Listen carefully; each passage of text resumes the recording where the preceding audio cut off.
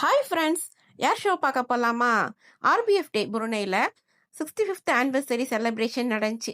இங்கே மலாயில் ஏபிடிபின்னு சொல்கிறாங்க. அதோட மீனிங் அந்த ஸ்க்ரீனில் கொடுத்துருக்கேன். புருனேயில் ஏர்ஃபோர்ஸோட பேஸ் ரிம்பாங்கிற இடத்துல இருக்குது இந்த பிளேஸு. அங்கே தான் எக்ஸிபிஷன், ஏர்ஃபோர்ஸோட ஏர் ஷோ எல்லாமே கண்டக்ட் பண்ணாங்க.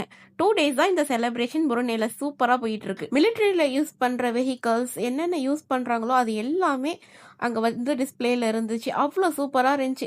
நம்ம குழந்தைங்களை கூட்டிகிட்டு போனால் அவங்களுக்கு ஒரு ஆர்வம் கண்டிப்பாக இருக்கும். இந்த மாதிரி விஷயத்தில் நமக்கே ஒரு ஆர்வம் இருந்துச்சு. ஏர் ஷோஸ்லாம் வேறு லெவலில் பண்ணியிருந்தாங்க. ஹெலிகாப்டரில் நிறைய ஜெட்டு இந்த மாதிரி விஷயங்கள்லாம் சூப்பராக பண்ணியிருந்தாங்க. புருனியோட ஃப்ரெண்ட் ஆஃப் கண்ட்ரிங்கிற நாடு சிங்கப்பூர், மலேசியா, இந்தோனேஷியா, ஆஸ்திரேலியா இந்த மாதிரி நாட்டிலேருந்துலாம் அவங்க மிலிட்ரியோட வந்து இந்த மாதிரி ஏர் ஷோஸும் கண்டக்ட் பண்ணியிருந்தாங்க. இந்த ஜூபிட்டர் இந்தோனேஷியாவோடது, இது வந்து மலேசியனோட ஜெட்டு செம சூப்பராக பண்ணியிருந்தாங்க. இதெல்லாம் பார்த்துட்டே இருக்கலாம் போல இருந்துச்சு. இது சிங்கப்பூரோட ஏர்ஃபோர்ஸோடது. அவ்வளோ சூப்பராக இருந்துச்சு ஒவ்வொன்றும் பார்க்குறதுக்கு ஏர் ஷோஸ் எல்லாமே.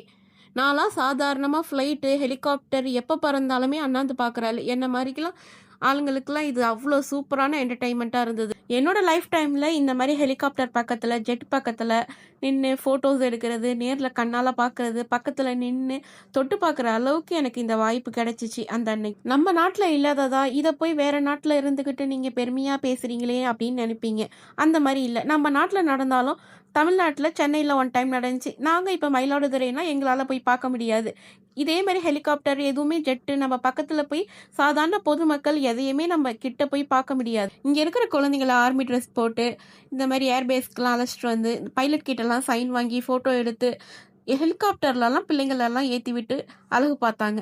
இந்த மாதிரி பிள்ளைங்களுக்கு பார்க்கும்போது ஒரு ஆர்வம் கண்டிப்பாக இருக்கும். நம்ம இந்த மாதிரி பண்ணணும், போகணும் அப்படின்னு சொல்லிட்டு. நம்ம நாட்டிலையும் இந்த மாதிரி பிளேஸ்க்கெலாம் நம்மளை அனுமதிச்சா இன்னும் சூப்பராக இருக்கும். எனக்கு இந்த வாய்ப்பு கிடைச்சது எனக்கு பெரிய விஷயமா தெரிஞ்சு.